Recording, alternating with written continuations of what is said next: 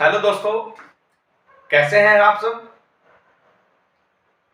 आज फिर आपका स्वागत करते हैं जो यूथ क्लासेस में, जिसका आज का टॉपिक है पृथ्वी का सामान्य परिचय। तो आज हम पृथ्वी के सामान्य परिचय के बारे में पढ़ेंगे कि पृथ्वी का सामान्य परिचय क्या होता है।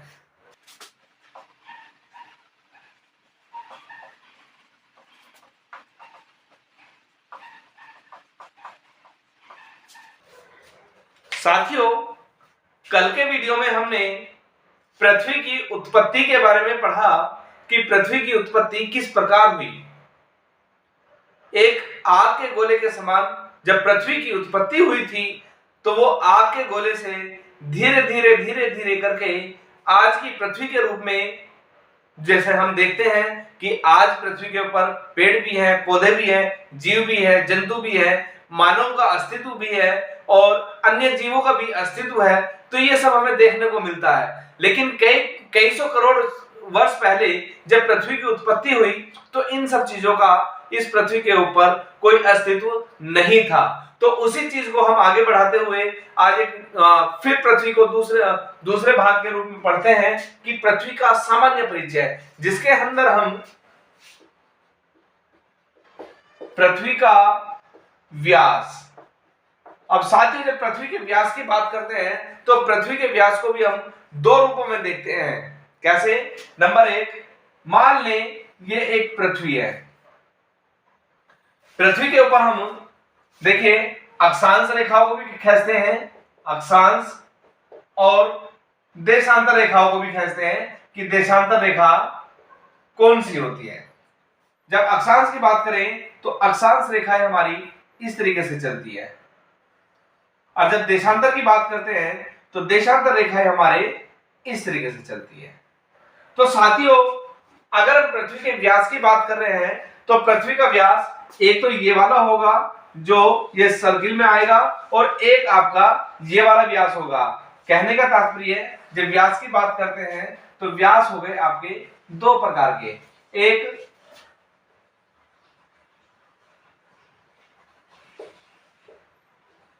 भूमध्य रेखीय व्यास और दूसरा है तुम्हारा ध्रुवीय व्यास।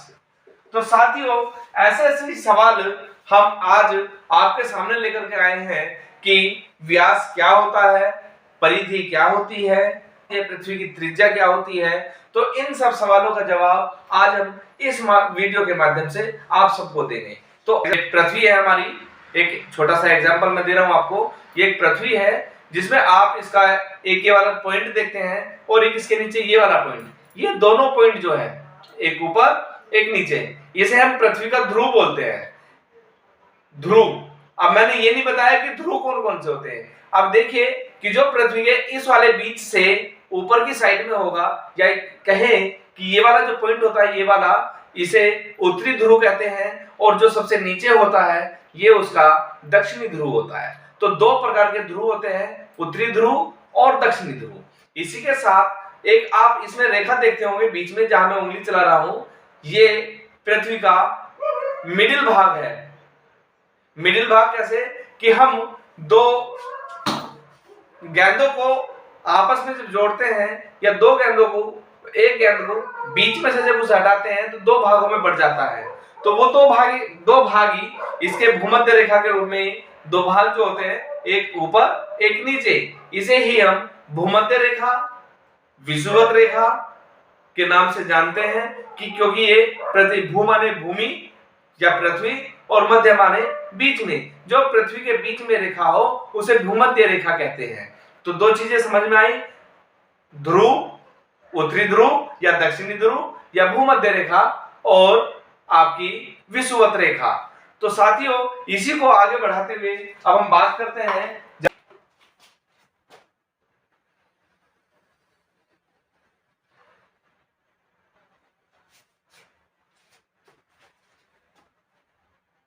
ये बिल्कुल बीचों बीच से हमने एक रेखा खींची, भूमध्य रेखा। तो साथियों, पहले तो बात करते हैं पृथ्वी का पूरा क्षेत्रफल कितना है, तो जो पूरा क्षेत्रफल है पृथ्वी का वो 50.99 करोड़ किलोमीटर है। कितना है? कितना है? 50.99 करोड़ किलोमीटर। तो ये जो पृथ्वी का जो पूरा व्यास है ये 50.99 करोड़ किलोमीटर है। यह व्यास दो भागों में बटा है, स्थल मंडल और जल मंडल। ये दो भागों में बटा है 50.99, जिसके अंदर अगर हम बात करें स्थल मंडल की तो स्थल मंडल हमारा 14.88 करोड़ वर्ग किलोमीटर, और जो शेष बचता है इसमें 50.99 से जो आपका 36.11 करोड़ किलोमीटर। तो ये दो भागों में हम पृथ्वी के क्षेत्रफल को बांट देते हैं, पहली बात। दूसरी बात, हमने एक रेखा खींची जिसे हम भूमध्य रेखा के नाम से जानते हैं। इसका जो व्यास होता है, जो इस तरीके से चारों तरफ से सर्किल बना लेता है, यह एक व्यास होता है जिसका जो क्षेत्रफल अगर कहें इसे पूरे बना लेकर के हम केवल इस कोने से इस कोने को बनाते हैं, जिसकी जो लंबाई होती है 12,756 किलोमीटर होती है। कितनी है? 12,756 किलोमीटर भूमध्य रेखा के ऊपर जो व्यास बना हुआ है उसकी लंबाई होती है 12,756 किलोमीटर। अब इसी के साथ हम शुरू करते हैं पृथ्वी का ध्रुवीय व्यास। पृथ्वी के ऊपर दो ध्रुव हैं, एक उत्तरी ध्रुव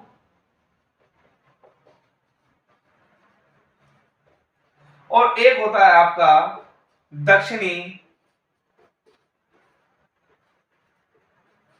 ध्रुव। तो जब उत्तरी ध्रुव की और दक्षिणी ध्रुव की बात करते हैं तो उत्तरी ध्रुव को जब दक्षिणी ध्रुव से मिलाते हैं तो ये भी एक, इसे हम ध्रुवीय व्यास के नाम से जानते हैं कि ध्रुवीय व्यास क्या है, कि एक ध्रुव से दूसरे ध्रुव की जो लंबाई है वो कितनी है। तो साथियों जो ध्रुवीय व्यास होता है वो 12,714 किलोमीटर होता है। तो साथियों हमें तीन चीजों का पता लगा। पहले पृथ्वी का कुल क्षेत्रफल, दूसरा भूमध्य रेखा की जो लंबाई है, और तीसरा ध्रुवीय व्यास कितने किलोमीटर है। आगे चलते हैं इसी वीडियो में कि अगर भूमध्य रेखा की बात करें तो इसके ऊपर एक परिधि भी बनाते हैं। तो परिधि इस तरीके से बनेगी, चारों तरफ की जो पृथ्वी होती है, चारों तरफ की जो पृथ्वी होती है यहां से, और ये सारी पृथ्वी जो होती है ये पूरी परिधि कहलाती है। तो ये परिधि जो है वो लगभग जो परिधि है 4,075 किलोमीटर इसका क्षेत्रफल है पूरी परिधि का। यह है तुम्हारी भूमध्य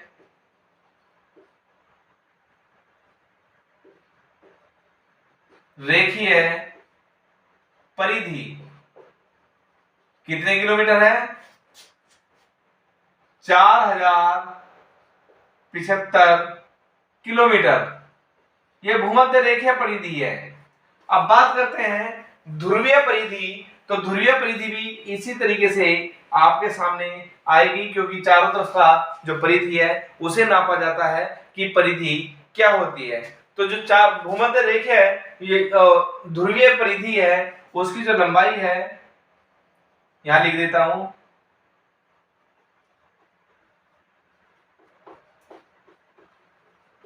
ध्रुवीय परिधि तुम्हारी 4000 किलोमीटर इसकी परिधि है। तो साथियों हमने पृथ्वी का कुल क्षेत्रफल पढ़ा 50.99 करोड़ वर्ग किलोमीटर भी कह सकते हैं, किलोमीटर भी कह सकते हैं, जो दो भागों में बटा हुआ था, स्थल मंडल और जल मंडल। उसके बाद हमने भूमध्य रेखा की जो व्यास है उसे पढ़ा कि भूमध्य रेखा का व्यास 12,756 किलोमीटर है और ध्रुवीय व्यास 12,714 किलोमीटर है। इसी के साथ भूमध्य रेखा परिधि पढ़ी। परिधि मतलब किसी भी गोले की जो गोला है ये हमारा, इसके बाहर का जितना भी आकार बनता है उसकी ये परिधि। तो ध्रुवीय परिधि और भूमध्य रेखीय परिधि, तो इन दोनों को भी हमने अलग अलग पढ़ा, क्योंकि गोला हमारा चारों तरफ की जो बाहर की जो सर्किल सीमा रेखा होती है किसी भी गोले की, तो उस गोले की परिधि, उसी को हम परिधि के नाम से जानते हैं। और व्यास होता है हमारा एक कोने से दूसरे कोने तक की जो रेखा होती है या क्षेत्र होता है उसे हम व्यास के नाम से जानते हैं, और ध्रुवीय व्यास और भूमध्य रेखीय व्यास। इसी के साथ हम एक और चीज आगे इसी गोले में आपको बताते हैं। अगर हम भूमध्य रेखा के जो हमने व्यास पूरा पढ़ा, अगर हम इसे आधा कर दें तो इसकी साथियों क्या बन जाएगी? भूमध्य रेखीय त्रिज्या। ये अब त्रिज्या बन गई। कहां से? इस कोने से इस कोने तक अगर हम मिलाते हैं और इस कोने से नीचे ले जाते हैं तो ये हमारी त्रिज्या बन गई। त्रिज्या मतलब ये पृथ्वी की ये त्रिज्या है, क्योंकि हमने पृथ्वी का ये आधा ही हिस्सा लिया है, जिसकी जो लंबाई होती है जो व्यास की आधी होती है, क्योंकि सूत्र है। आगे देखते हैं, क्योंकि त्रिज्या हमने यहां से देख ली, त्रिज्या बराबर व्यास अपॉन 2 या व्यास बराबर 2r। तो जब 2r की बात करते हैं तो ये हमारी भूमध्य रेखा की जो त्रिज्या थी वो आई। इसी के साथ अगर हम बात करते हैं ध्रुवीय व्यास की, तो ध्रुवीय व्यास का जो त्रिज्या निकल के आती है, यहां से यहां तक का जो क्षेत्र था वो आधा, क्योंकि ये आधा हमने हटा दिया और इसे हमने इस तरीके से काट दिया तो ये व्यास बन जाता है। ध्रुवीय व्यास जो था तुम्हारा वो 12,714 था। अगर हम इसे 2 से भाग कर दें तो वो हमारी ये ध्रुवीय व्यास त्रिज्या निकल कर आ जाएगी। 2 छिक्का 12 और 2 तिया 6, 2 पंजे 10 और 2 सत्ते 14। 63 किलोमीटर का क्षेत्र आया वो ध्रुवीय त्रिज्या का आया।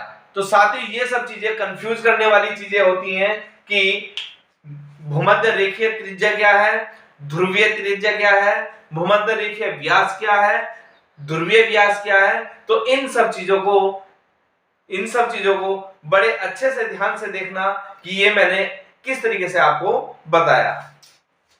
आगे चलते हैं, अब बात करते हैं पृथ्वी की गति की।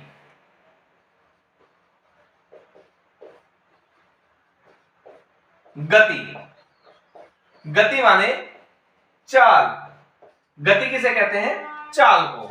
तो पृथ्वी की चाल कितने प्रकार की होती है? तो साथियों पृथ्वी की चाल अब से पहले भी हमने पढ़ा, 2 प्रकार की चाल होती है, परिभ्रमण और परिक्रमण। तो परिभ्रमण और परिक्रमण मैंने इससे पहले वीडियो में भी जब हमने सौर मंडल को पढ़ाया तो पृथ्वी की चाल के बारे में एक छोटा सा मैंने आपको क्लू दिया था कि पृथ्वी की चाल 2 प्रकार की होती है, परिभ्रमण और परिक्रमण। परिक्रमण का मैंने आपको एग्जांपल दिया था, एक मंदिर का एग्जांपल दिया था कि जब हम किसी मंदिर के चारों ओर घूमते हैं तो उसे कहते हैं कि मंदिर की परिक्रमा करना या परिक्रमा। तो क्योंकि पृथ्वी हमारी सूर्य की परिक्रमा कर रही है और परिभ्रमण मतलब अपनी कीली पे घूमती है। कैसे? इस प्रकार से ये पृथ्वी पे इस तरीके से घूमती है।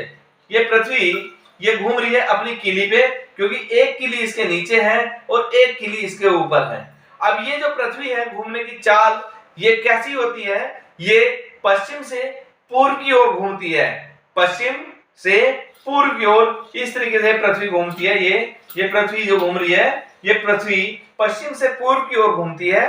तो ये पृथ्वी की चाल है जो परिभ्रमण के रूप में आपको दिखाई देती है। परिभ्रमण, ये सूर्य है, सूर्य के चारों ओर पृथ्वी चक्कर लगाती है, कभी यहां आती है तो कभी यहां आती है तो कभी यहां आती है और कभी यहां आती है, इस तरीके से चक्कर लगाती है। तो देखिए सूर्य की रोशनी जब ये भूमध्य रेखा के बिल्कुल ठीक सामने पहुंचती है, भूमध्य रेखा इधर भी है और इधर भी है, क्योंकि सूर्य बीच में है तो ये सर्किल बन रहा है पृथ्वी का, क्योंकि पृथ्वी इस तरीके से चक्कर लगाती है, पश्चिम से पूर्व की ओर इस तरीके से चक्कर लगाती है। तो पश्चिम से शुरू होकर के पृथ्वी जब ये दक्षिण की तरफ आती है, दक्षिण से फिर पूर्व की ओर जाती है और पूर्व से फिर उत्तर में और उत्तर से फिर पश्चिम में, इस प्रकार से पृथ्वी चारों ओर घूमती है। तो देखिए भूमध्य रेखा के ऊपर जब बिल्कुल सामने इसके सूर्य पड़ता है तो यही हमारी कहीं ना कहीं ये कर्क रेखा और मकर रेखा,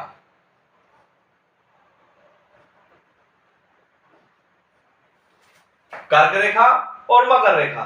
तो साथियों जब सूर्य की रोशनी कर्क रेखा पर पड़ती है तो यहां पर गर्मी अधिक होती है, लेकिन जब कर्क रेखा पर यह रोशनी पड़ती है तो जो मकर रेखा है वो थोड़ा सा शीत ऋतु में बदल जाती है।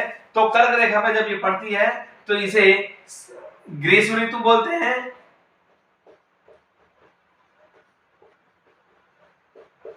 ग्रीष्म ऋतु। और जब ये ग्रीष्म ऋतु इधर कर्क रेखा पर होगी तो ये होगी आपकी मकर रेखा पर शीत ऋतु।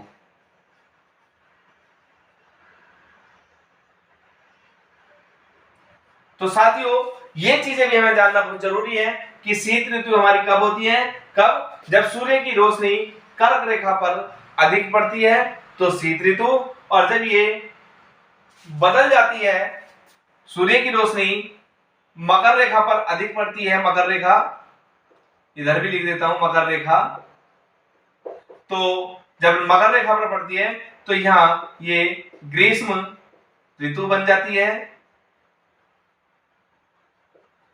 और जब इधर यहां ग्रीष्म ऋतु हुई तो कर्क रेखा की तरफ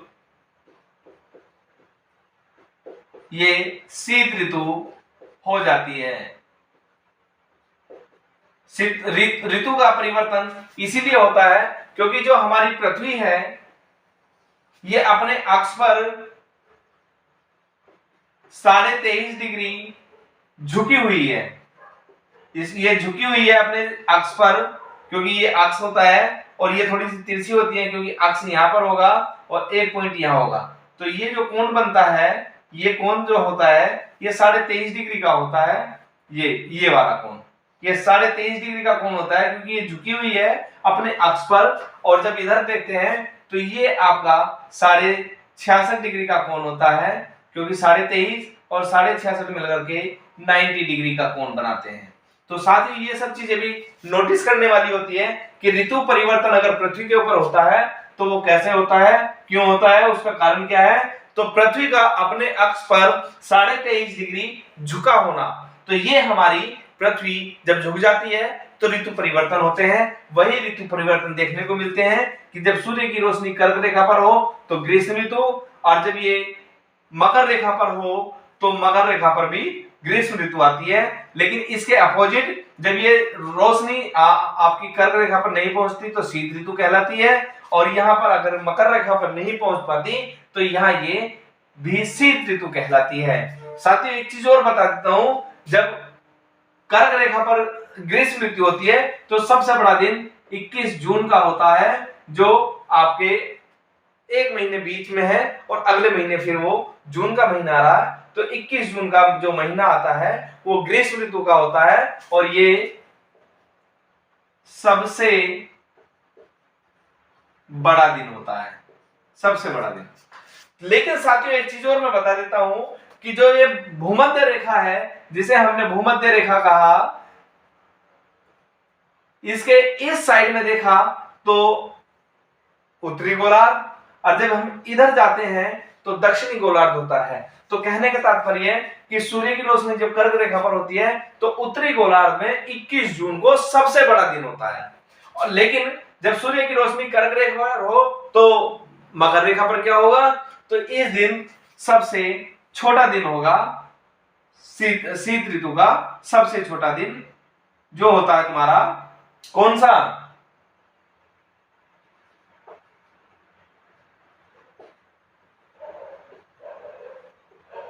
25 दिसंबर का सबसे छोटा दिन,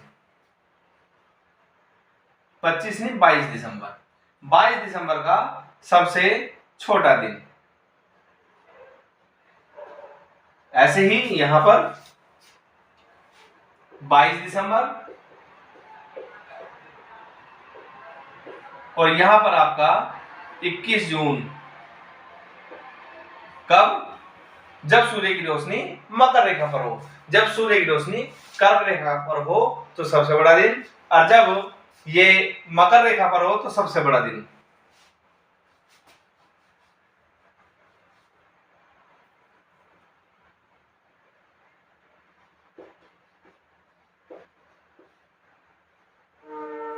तो साथियों इन सब चीजों को भी देखना बहुत जरूरी है, क्योंकि पृथ्वी ऐसे ही घूमती है। अब आपको ये दो पृथ्वी और दिखाई दे रही है, एक ये और एक ये। तो साथियों इस दिन 23 मार्च और 21 मार्च और 23 सितंबर को, क्योंकि इस दिन भूमध्य रेखा पर सीधा होता है तो सितंबर दिन और रात दोनों बराबर होते हैं, दिन रात बराबर। कब, 21 मार्च और 23 सितंबर को दिन और रात बराबर होते हैं पृथ्वी की गति या चाल के आधार पर। क्लियर। जब परिभ्रमण होता है तो पृथ्वी 23 घंटे 56 मिनट 23 घंटे 56 मिनट और 4 सेकंड में अपनी परिभ्रमण कर लेती है, पूरी पृथ्वी घूम लेती है अपनी किली पर। लेकिन जब परिक्रमण करती है तो 365 सही 1/4 दिन, या यूं कहें 365 दिन और 6 घंटे का जो समय मिलता है, ये इसकी पूरे साल में ये सूर्य का चक्कर लगा लेती है पृथ्वी अपने किली पे घूमती हुई। इसे दैनिक गति के नाम से जानते हैं, इसे दैनिक गति, और इसे वार्षिक गति के नाम से जानते हैं। तो ये भी हमारा क्वेश्चन आ जाता है कि पृथ्वी की दैनिक गति कौन सी है और वार्षिक गति कौन सी है। दैनिक गति के आधार पर पृथ्वी का एक दिन कितने के बराबर होता है और वार्षिक गति के आधार पर पृथ्वी का एक दिन कितना होता है। तो ये सब चीजें भी हम नोटिस कर लेते हैं कि पृथ्वी की गतियों में क्या क्या चीज आती है।